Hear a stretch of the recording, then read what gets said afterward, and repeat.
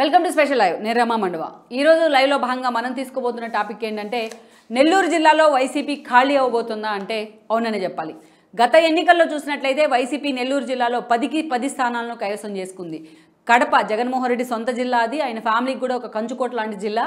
అలాంటి చోటే స్వీప్ చేసిన పరిస్థితుల్లో ఆ తర్వాత అత్యధిక ప్రయారిటీ జగన్మోహన్ రెడ్డికి ఇచ్చిన జిల్లా, ఆయన రుణం తీర్చుకున్న జిల్లా అంటేనే నెల్లూరు జిల్లా అనే చెప్పాలి. అలాంటి నెల్లూరు జిల్లాలో ఇప్పుడు వైసీపీకి పూర్తి స్థాయిలో ప్రతికూల పరిస్థితులు ఎదురవుతున్నాయి. నిన్నటిదాకా జగన్ వెంట నడిచిన నేతలంతా కూడా ఈరోజు ఆయనకు పూర్తి స్థాయిలో తిరుగుబాటు చేస్తూ ఉంటే ఇక మిగతా నేతలు కూడా పార్టీలో ఒక సఫికేషన్ అయితే ఫీల్ అవుతున్నారనే చర్చ నడుస్తోంది.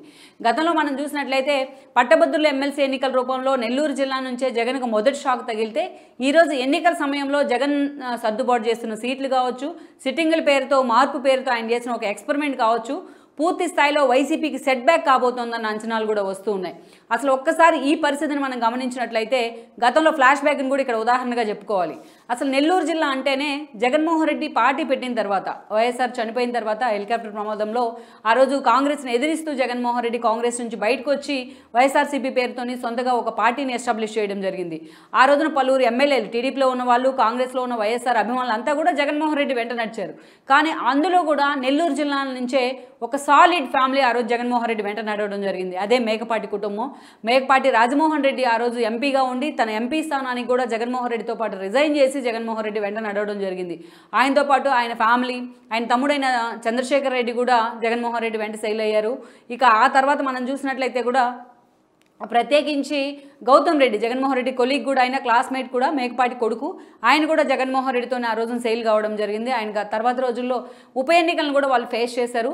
ఉప ఎన్నికల్లో ఆ రోజున జగన్మోహన్ రెడ్డి జైల్లో ఉన్న సమయంలో వచ్చిన ఉప ఎన్నికల్లో విజయమ్మ షర్మిల చేసిన ప్రచారంతో ఆ పార్టీ దాదాపు మెజారిటీ స్థానాలను క్లీన్ స్వీప్ చేసింది. ఆ రోజు కడప నుంచి ఎంపీగా పోటీ చేసి గెలిచిన జగన్మోహన్ రెడ్డికి అత్యధిక మెజారిటీ వస్తే ఆయన తర్వాత అత్యధిక మెజారిటీ సాధించిన వ్యక్తిగా రాజమోహన్ రెడ్డి రికార్డులకు ఎక్కారు. అప్పటి నుంచి ఆయన కీలక భాగస్వామ్యం కూడా అయ్యారు పార్టీలో, రాజమోహన్ రెడ్డి అండ్ ఫ్యామిలీ కూడా. ఆ స్థాయిలో నెల్లూరు జిల్లా జగన్మోహన్ రెడ్డికి అండగా నిలబడింది. ఒక కాకాని మొదలుకొని ఒక నెల్లూరు అనిల్ కుమార్ రెడ్డి, ఒక కోటంరెడ్డి కానీ, ఆ తర్వాత రోజుల్లో ఆనం ఫ్యామిలీ కూడా జగన్మోహన్ రెడ్డి వైపు వచ్చిన తీరు కానీ, ఇలా నెల్లూరు జిల్లా మొత్తం జగన్మోహన్ రెడ్డికి అండగా నిలబడింది. ఆయన అధికారంలో ఉన్న, ఈవెన్ ప్రతిపక్షంలో ఉన్న. 2014 ఎన్నికల్లో కూడా అలాంటి వాళ్ళనే జగన్మోహన్ రెడ్డి గెలిపించుకున్నారు నెల్లూరు జిల్లా నుంచి. బట్ వేరేజ్ 2019 ఎన్నికలు వచ్చేటప్పటికి పూర్తి స్థాయిలో నెల్లూరు జిల్లా వైఎస్ఆర్సీపీకి ఒక ఘన విజయాన్ని అందించింది. 10 స్థానాలు ఉన్నాయి ఈరోజు నెల్లూరు జిల్లా మొత్తం మీద, ఉమ్మడి నెల్లూరు జిల్లాలో. అది కూడా రిజర్వ్డ్ కాన్స్టిట్యున్సీస్ అన్నీ కలుపుకున్నా మొత్తం 10 స్థానాలు ఉన్నాయి. సో అలాంటి 10కి స్థానాలు 10కి 10 జగన్మోహన్ రెడ్డి ఖాతాలో పడటం జరిగింది మొన్న 2019 ఎన్నికల్లో. కడప తర్వాత ఆ స్థాయిలో జగన్మోహన్ రెడ్డి క్లీన్ స్వీప్ చేసిన జిల్లా అంటే నెల్లూరు జిల్లానే ప్రథమంగా చెప్పాలి. అంటే నెల్లూరు జిల్లాలో అటు నేతలే కాదు, అటు కొన్ని ప్రత్యేకించి కొన్ని పాకెట్సే కాదు, కొన్ని ఫ్యామిలీసే కాదు, జగన్మోహన్ రెడ్డి కుటుంబానికి, జగన్మోహన్ రెడ్డి పార్టీకి కూడా అండగా ఉంటూ వచ్చాయి. అది కేవలం 4 ఏళ్ల క్రితం వరకు మాత్రమే. అయితే ఆ పరిస్థితి ఇప్పుడు నెల్లూరు జిల్లాలో లేదనేది వాస్తవం. అలాంటి షాక్ అయితే జగన్మోహన్ రెడ్డి ముందుగా తగిలింది కోటంరెడ్డి శ్రీధర్ రెడ్డి రూపంలోనే.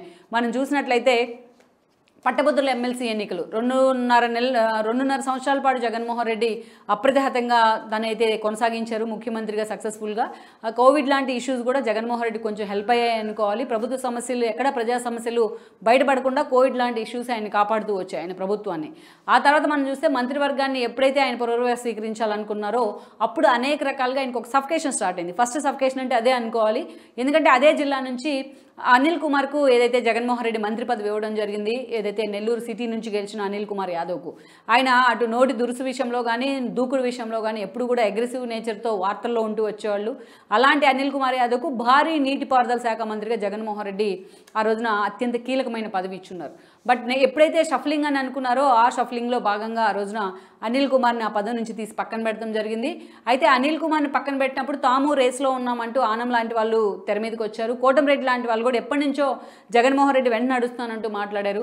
బట్ కోటంరెడ్డిని, ఆనంని ఇద్దరిని కూడా జగన్మోహన్ రెడ్డి పక్కన పెట్టి కాకాని గోవర్ధన్ రెడ్డికి మాత్రమే ఆ రోజు పదవి కట్టబెడతాం జరిగింది. అలా జగన్మోహన్ రెడ్డి చేసిన ఒక ఎక్స్పెరిమెంట్ అయితే మాత్రం చాలా సీరియస్గా ఆయన మీద ఎఫెక్ట్ చూపించింది. ఆ తర్వాత కొద్ది రోజులకే వచ్చిన ఎమ్మెల్సీ ఎన్నికల్లో, ఏదైతే పట్టభద్రుల ఎమ్మెల్సీ ఎన్నికలు, ఆ తర్వాత ఎమ్మెల్యే కోటాలో ఎమ్మెల్సీ ఎన్నికలు రావడం జరిగింది. ఈ సమయంలోనే జగన్మోహన్ రెడ్డి పక్కనే నడుస్తూ అన్ని రోజులుగా ఉన్న 4 ఎమ్మెల్యేలు ఆయన మీద తిరుగుబాటు చేశారు.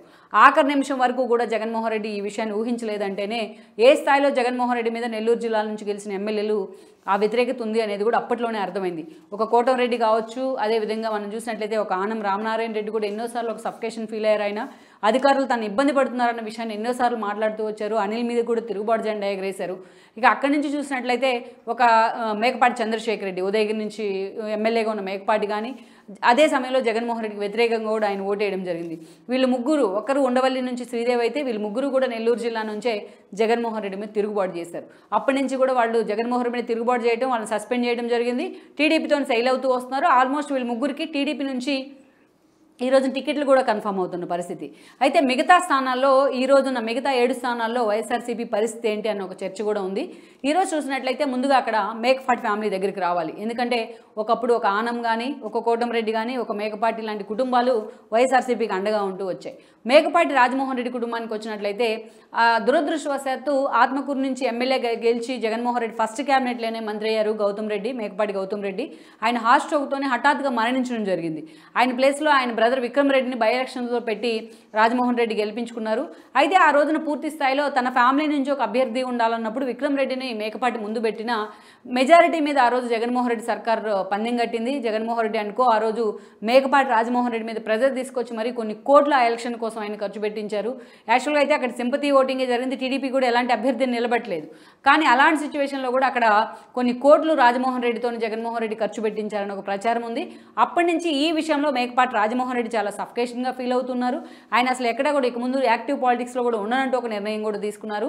గత ఎన్నికల్లోనే ఆయన అలాంటి నిర్ణయం తీసుకోవడం కారణంగానే అప్పటికప్పుడు టీడీపీ నుంచి వచ్చిన ఆదాల ప్రభాకర్ రెడ్డికి నెల్లూరు ఎంపీ టికెట్ ఇవ్వడం జరిగింది జగన్మోహన్ రెడ్డి. సో పూర్తి స్థాయిలో ఈరోజు మేకపాటి రాజమోహన్ రెడ్డి కుటుంబం ఒక సఫికేషన్ అయితే ఫీల్ అవుతూ వస్తోంది. ఆ క్యాడర్ కూడా పూర్తి స్థాయిలో నిర్వేదంగా ఉన్న సిచ్యువేషన్ ఉంది. విక్రమరెడ్డి లాంటి వాళ్ళు ఎమ్మెల్యేలుగా ఉన్న ఉప ఎన్నికల్లో గెలిచినా ఈరోజు గౌతమ్ రెడ్డి తరహాలో అక్కడ ఇంపాక్ట్ కూడా చూపించలేకపోతూ వస్తున్నారు.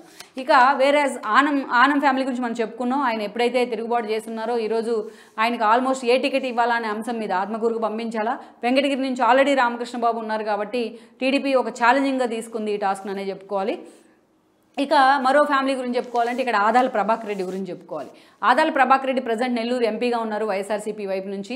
ఆయన ఆదాల ప్రభాకర్ ఎప్పుడైతే కోటంరెడ్డి పార్టీకి హ్యాండ్ ఇచ్చారో, పార్టీ నుంచి సస్పెండ్ అయ్యారో, ఆదాల ప్రభాకర్ రెడ్డిని ఈ రోజున జగన్మోహన్ రెడ్డి నెల్లూరు రూరల్కు ఇన్ఛార్జిగా ప్రకటించారు.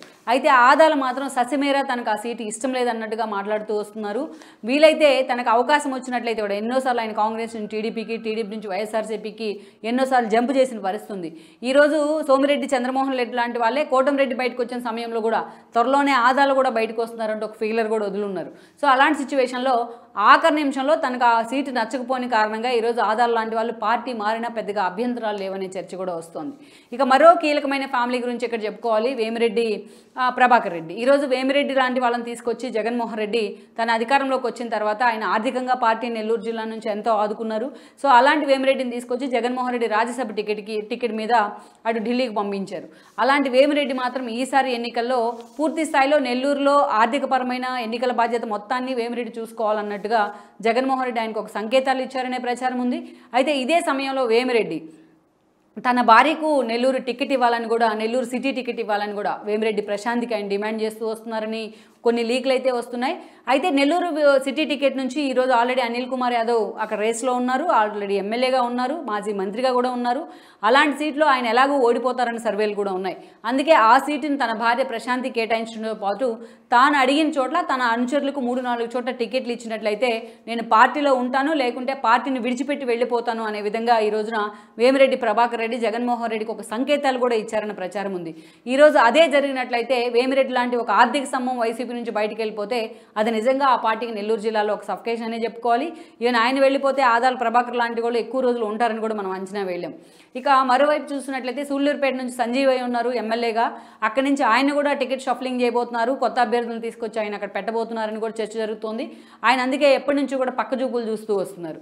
ఇక గూడూరు నుంచి గతంలో తిరుపతి ఎంపీగా ఉన్న వరప్రసాద్ని తీసుకొచ్చి గత ఎన్నికల్లో గూడూరు ఎమ్మెల్యేగా నిలబెట్టారు. ఆయన గెలిచారు కూడా. గెలిచిన దగ్గర నుంచి కూడా వరప్రసాద్ అనేక రకాలుగా ఇబ్బంది ఫీల్ అవుతూ ఉన్నారు. వైసీపీలో అనేక సార్లు జగన్మోహన్ రెడ్డికి వ్యతిరేకంగా మాట్లాడుతూ కూడా ఆయన వార్తల్లోకి ఎక్కడం కూడా జరిగింది. సో ఇలాంటి సిచ్యువేషన్లో ఈ రోజున గూడూరు ప్లేస్లో కొత్త అభ్యర్థి కూడా అక్కడ టికెట్ ఇవ్వాలని కూడా జగన్మోహన్ రెడ్డి లెక్కలు కడుతూ ఉన్నారు. ఈవెన్ కావలి ప్రతాప్ రెడ్డి విషయానికి వచ్చినా అదే సీన్ కనిపిస్తోంది. అసలు ప్రతాప్ రెడ్డి మీద ఆ స్థాయిలో కన్సర్న్ అయితే జగన్మోహన్ రెడ్డికి లేదనే చర్చ కూడా ఉంది. సో ఈ 3 సీట్ల విషయంలో ఒకటి సూళ్లూరుపేట కావచ్చు, అదేవిధంగా కావలి కావచ్చు, మనం చూసినట్లయితే ఇక అలాంటి సీట్ల విషయం ఒక వరప్రసాద్ గూడూరు సీటు కావచ్చు, ఈ 3 సీట్ల విషయంలో జగన్మోహన్ రెడ్డి ఒక కొత్త అభ్యర్థులకే అక్కడ టికెట్ ఇచ్చే అవకాశం ఉంది, ఈ ముగ్గురిని కూడా పక్కన పెట్టే అవకాశం ఉందన్న లీకులు కూడా వస్తున్నాయి.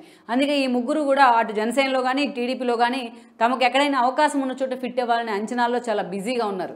ఇక ఈ మొత్తాన్ని మనం పక్కన పెడితే అక్కడ మిగిలిన ఏకైక సీట్ అంటే నెల్లూరులో మిగిలింది ఒక సర్వేపల్లి మాత్రమే. సర్వేపల్లి నుంచి ఈరోజు కాకాని గోవర్ధన్ రెడ్డి ఉన్నారు ఎమ్మెల్యేగా. ఆయన అనిల్ కుమార్ని తీసి పక్కన పెట్టిన తర్వాత కాకాని గోవర్ధన్ రెడ్డికి జగన్మోహన్ రెడ్డి మంత్రి పదవి కూడా ఇవ్వడం జరిగింది.